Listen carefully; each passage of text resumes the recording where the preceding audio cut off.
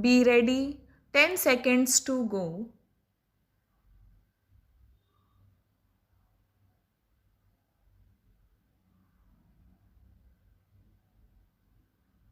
Start. Sir, now he read out some of the measures that the finance minister has taken, the repeated double dose of devaluation, etc. The fact is that there was exchange rate situation not in line with the market. So far as Indian rupee is concerned, it had to be brought to a realistic level.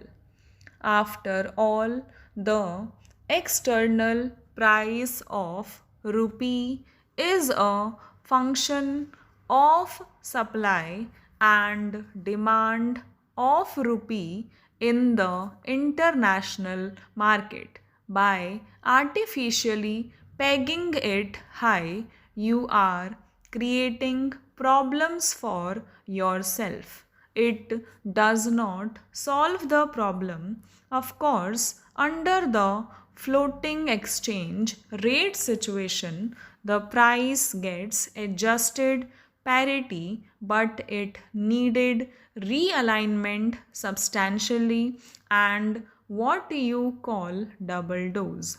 Of course, there were two steps, and perhaps it could have been done in the first step. I concede that point. Maybe the finance minister wanted to have your reaction first and then go about it further. But ex post facto judgment is that the exchange value of rupee is more realistic today. Are you suggesting that it should have been retained at the same level? Reflect on that and then react. You have talked about fertilizer subsidy. Let us face this fact. The fertilizer subsidy was a load on the economy.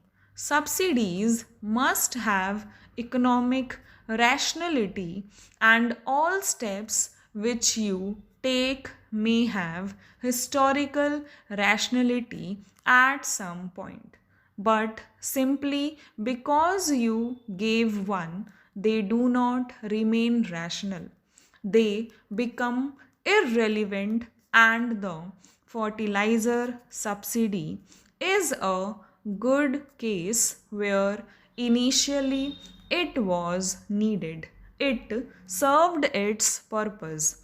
It has delivered, among other things, a kind of vibrant rural economy in the green revolution area.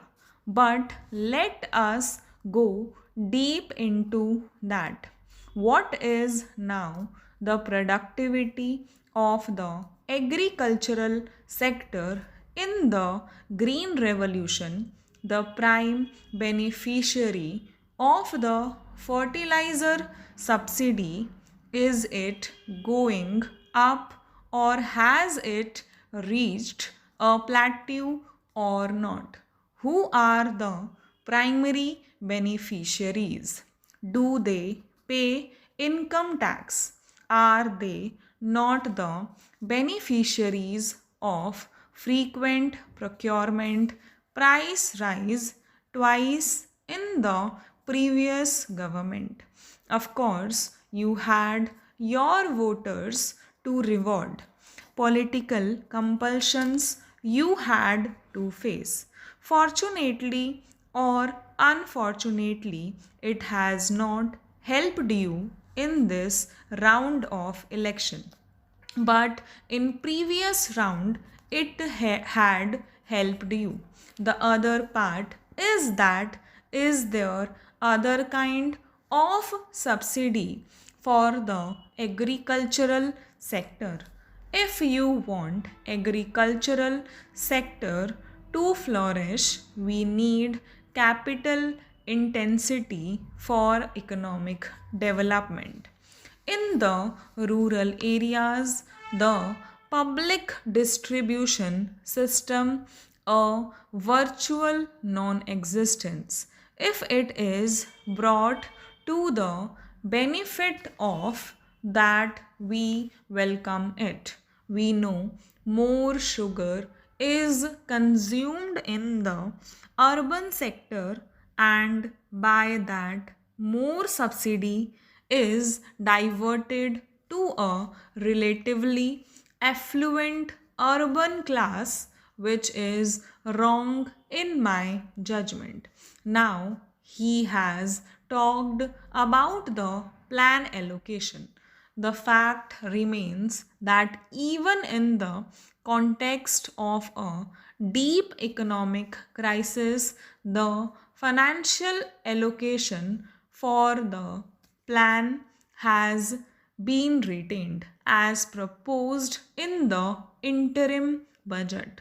We realize in real terms it is going to be less, but the fact is that we must compliment this government that we have cut corners here, there, and everywhere to see that the plan allocation which the previous government in its wisdom made is protected.